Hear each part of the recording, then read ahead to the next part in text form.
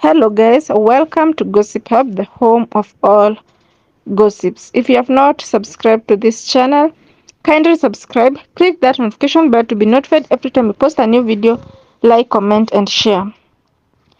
Matiang'i, rise and fall of super minister. My name is Suzy Rish, your gossip plug. In a summary by ISAAC MWAURA, after former President Kenyatta, he was Mr. Fix It, one of the most powerful and ruthless men in Kenya. He used to be powerful. Actually, CSS reported to him as they used to report then DP Ruto and oversee projects. But now he is in trouble for reporting an alleged raid on his home. The DCIS has interviewed him. Fred Okengo Matiang'i is a man under siege. This week, he appeared before the Directorate of Criminal Investigations due to his fake arrest some few weeks before. How things changed for this once all-powerful Mr. Fix-It is on the Handshake administration that was interestingly initiated on March 9, 2018.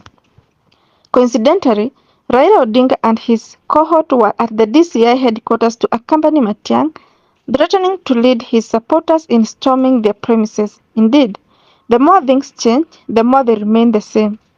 Matiang'i is quoted as having said, "I lost every power that I had. You can treat me the way you like, but I have learned my lessons.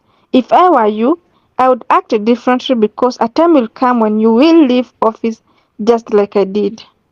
The same Matiang'i, after the alleged raid on his residence, rushed to court through his lawyer Dunstan Omari to seek an anticipatory bail. Interestingly, he is on record as having castigated those those were on the radar when he was Interior Minister. 4 years ago, he told the Parliamentary Committee on Security, "You prepare to commit a crime and then you go to court and come up with an anticipatory order. We are hearing it as an invasion of the Kenyan judicial system. You cannot be arrested," he said. "So you go, get the order, arrive here and go and break into Honorable Ngojiri's house. You have an order. You anticipated that you are going to make a mistake. You cannot be arrested." This is the same Matiang'i who only 3 weeks ago sought the same orders after faking an arrest in his house, and the mainstream media broadcast the news without any form of verification, something that even the medical council lambasted the fall. It is important to ask ourselves how Matiang'i rose to fame. A past personal assistant to the once powerful cabinet minister Simeon Nyachai, the Kenyatta University graduate and UON former lecturer rose to work for various NGOs such as the Rockefeller College of Public Affairs and Policy and the State University of New York. In 2013, he was appointed by the President Uhuru Kenyatta as Minister for ICT. He at some point acted as a Minister for Lands before being taken to the education docket. While there, he acted as Minister for Interior before being confirmed for the position. Fred Matiang'i distinguished himself in the ICT ministry when he refused to cause by the mainstream media in delaying the shift from the analog to the digital platform. The stations switched off their broadcasting for some time, but eventually the industry migrated to the platform.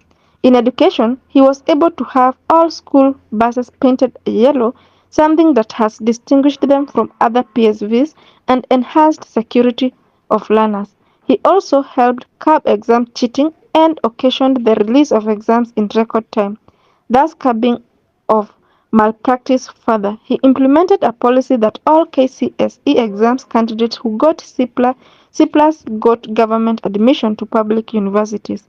These reforms made him used as a pawn in a selfish game of the two Handshake brothers to edge then Deputy President William Ruto out.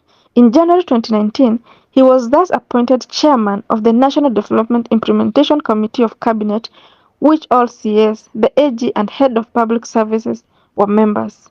From then on, Matiang'i, whose popularity at times was high, was even touched as a possible compromise presidential candidate. I remember attending a funeral in Murang'a, and the local chiefs in the area had a brief to campaign for him at the grassroots. They introduced themselves as Team Matiang'i to the mourners. It is alleged that at one point, when the deputy president was being blocked from attending a public function in Kisii, he sent some unpalatable messages to the UDA leadership. The policy were used to disrupt many meetings organized by the deputy president, and the provincial administration was withdrawn from attending to his functions. In fact, a rather bizarre incident occurred in Kano, whereby a police officer tear-gassed a church congregation under instructions that the church service shouldn't continue. It did. Many people disappeared or were found dead during his reign as a minister, evidently by the then SSU Police Killer Squad. In the run-up of the general elections, the Azimio Brigade was overconfident that with him at the helm, he would deliver the electoral victory. Matiang'i even had a party associated with him, aptly named UPIA, registered to rival UDA, ostensibly to confuse voters. He apparently hosted the defection of some Gusii leaders to Azimio, such as Okengo Matiang'i, then UDA National Treasurer. Now then, people defending him are ODM stalwarts, the same ones that castigated him only some few years ago, when Raila attempted to swear himself in and the consequent deportation of Miguna to Canada.